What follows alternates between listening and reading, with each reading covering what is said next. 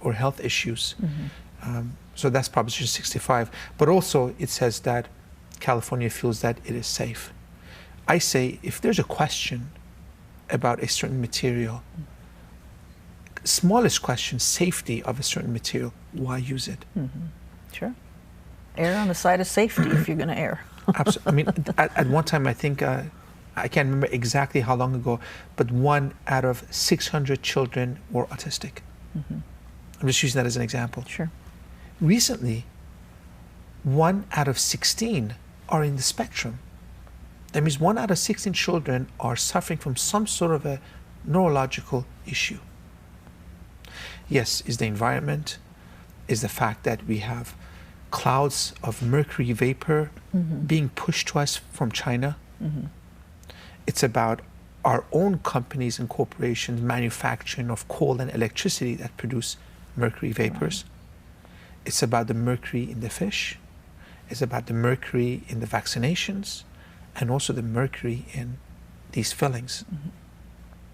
Now, very basically, for me as a student, I was taught the periodic table. This is the basics of everything, basically, or of the whole science for me.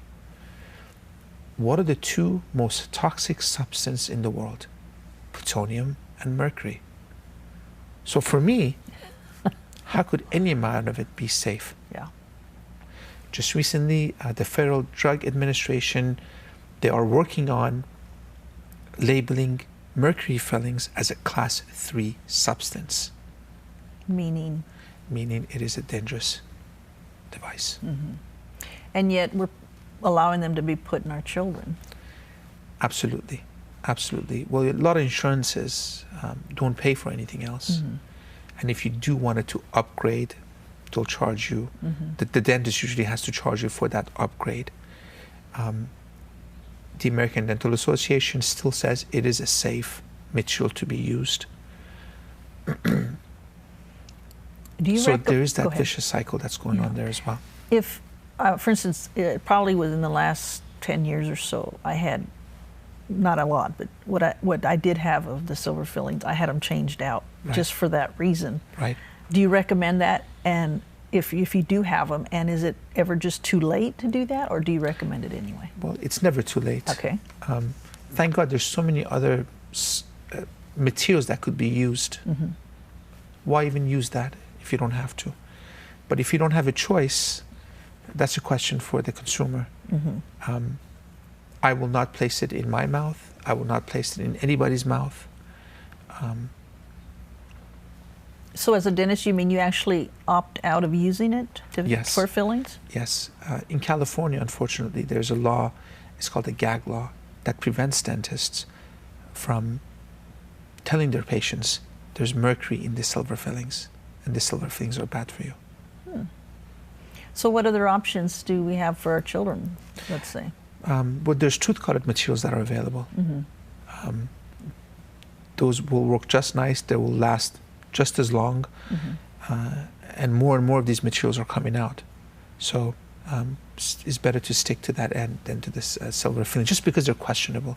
If they're questionable, why even? And your recommendation then is that it's worth the few dollars extra? Absolutely. Absolutely. You know, if you look at our in Europe right now, they've estimated if you have, let's say if I give you $100,000 to use for your health, they've estimated in Europe by the age of, I think, 53, $90,000 of that money is used. In the States, it's the other way around. Up to age 53, $20,000 of that is used. Wow. So we have to get into a more practice of preventive medicine. And so as a parent, do you have an option then to ask for? You have the right to ask. Every material that's used in dentistry has to have what we call an MSDS tag. What's in there? What's the toxicity of this? So we need to ask. We have to ask. And then at that point, it's a matter of whether your insurance covers it or you want to pay it. Yeah, but it's your choice. I mean, we're sitting here interviewing right now. I never tell my patients, listen, you have mercury in your mouth and it's bad for you. My patients come to me, I want this removed.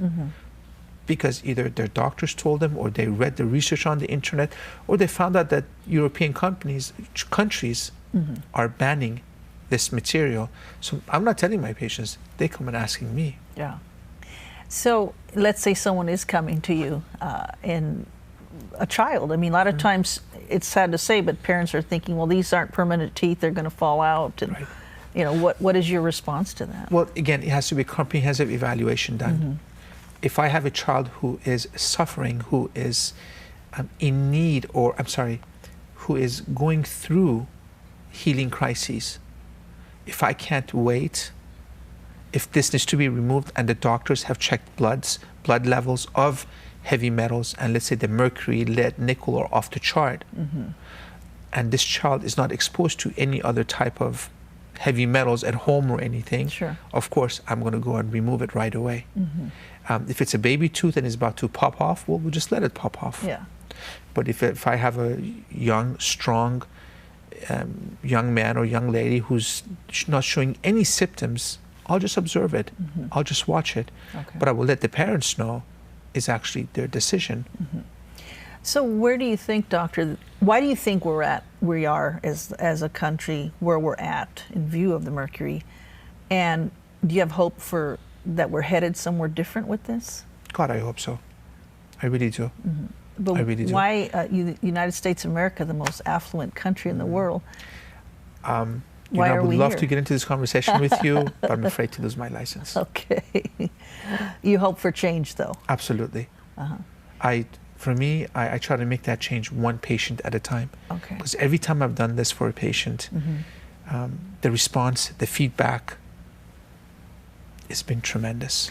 In Now, the scenario, some go ahead. dentists, some doctors could say, no, it's a placebo effect. I say, even if it's a placebo effect, if my patient's happy, then I'm happy. Yeah. Because then you got into the mind somehow. Thank you. That's what it takes sometimes. But let me ask you this: in the scenario that you laid out of a child coming in and he's got heavy metal is music, high metal that you can detect in the blood, Or hair sample or urine. Okay. All right. So there's different ways. Now, of let's say you think it's due to the mercury in the fillings. You remove it. How long of a time are we looking at before you can see the effect of the removal of the mercury? Well, I would never proceed without having proper medical intervention. Okay, so it'd be both working Absolutely. together. Or even speaking to the, or any specialist that I need to speak with.